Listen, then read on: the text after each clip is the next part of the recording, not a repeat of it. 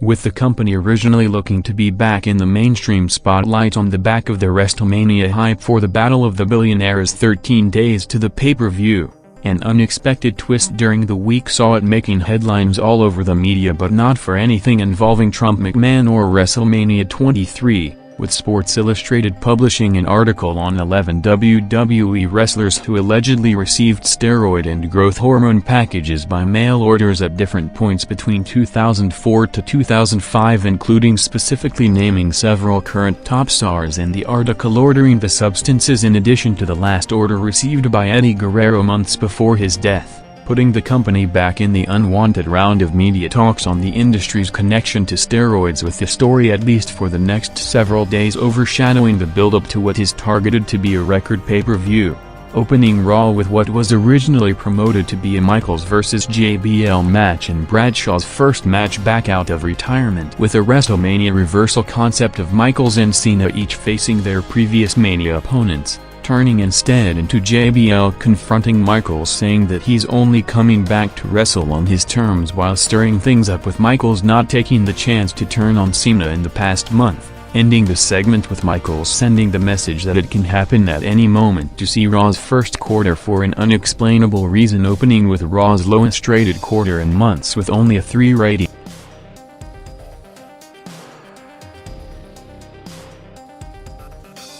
Perhaps the company's two highest-profile names listed in the investigation were Randy Orton and Edge, with Orton listed with the most orders among the wrestlers covered in the story, listing him allegedly getting at least 8 prescriptions of 6 different substances from 2 doctors between March to August 2004, while Edge is only listed for receiving a package of growth hormone a year before it, and with the story too high-profile to ignore, with most of the sports media covering it due to other major athletes being listed with the doctor allegedly writing almost 4,000 prescriptions between November 2004 to April 2005 alone for high-profile names in the sports and entertainment worlds, including Kurt Angle and Rey Mysterio while still active during their WWE run. The company sent out a press release noting that the new testing policy was implemented in February 2006 and no order was done past 2005, along with Edge, who publicly admitted to steroid use over 2 years ago on the Off the Record TV show, with his physique radically changing compared to his 2001 to 2005 look after the company started the policy in response to Eddie's death in early 2006.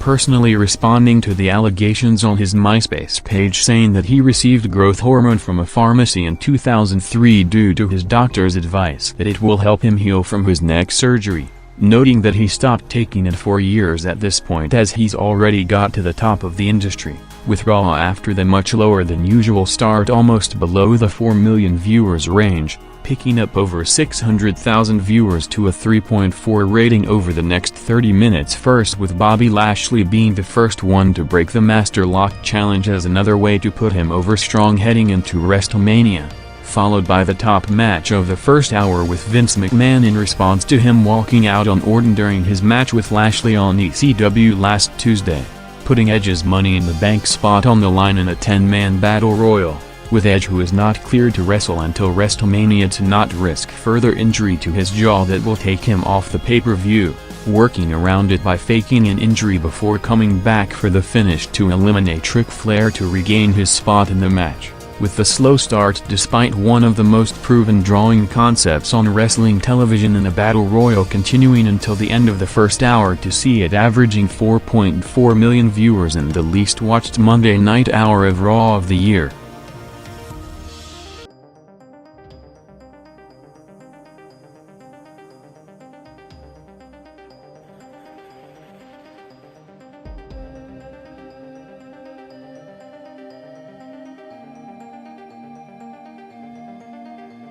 Vince McMahon, after last week closing the show with the biggest audience to watch Raw in almost 5 years with over 7.3 million viewers watching the hair match contract signing, including Trump during the week in several media interviews bragging about the massive viewership, opening Raw's second hour to give the show its first major boost of the night for a match set up in a backstage segment earlier with Umaga vs. Eugene, seeing the expected squash to set up the post-match angle with Vince previewing the Trump WrestleMania haircut by shaving Eugene's head, building up the heat while hyping the visual of it happening to either Trump or McMahon on the pay-per-view in a segment leading to the biggest viewership jump of the night, gaining over 1.1 million viewers to a 4.1 rating with 5.6 million viewers in the highest-rated full quarter on the show.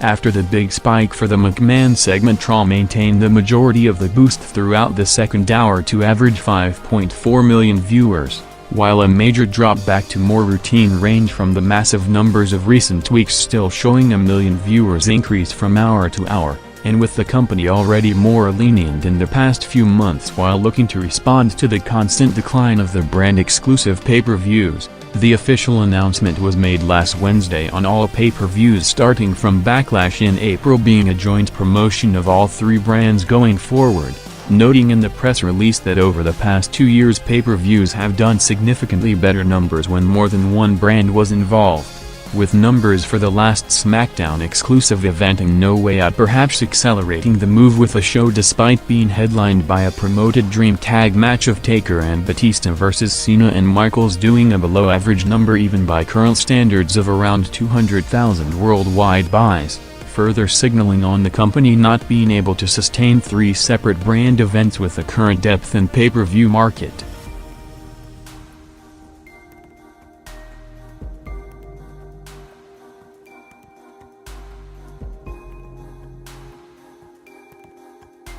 With the build-up to WrestleMania set to be closed next Monday in Chicago, Vince McMahon announced a major match for the show with a McMahon vs Lashley singles match 6 days to the pay-per-view, along with the company further loading up the show with JBL in a show-closing announcement setting up Michaels and Cena against Taker and Batista in a No Way Out pay-per-view rematch of the 2 WrestleMania headline title matches, with the company after seeing more crossover matches between the brands in the past several months than at any point since the brand split idea was established in 2002, headlining Raw on the night with another one of Benoit vs Cena going 6 minutes, starting at 10:56 p.m. in the final quarter past the top of the hour, with the second half of the Cena vs Benoit match along with the post-match Michaels angle and JBL announcing the double headliner for next Monday, picking up strong with over 900,000 viewers in the 4-minute overrun to peak the show at a 4.5 rating with over 6.1 million viewers,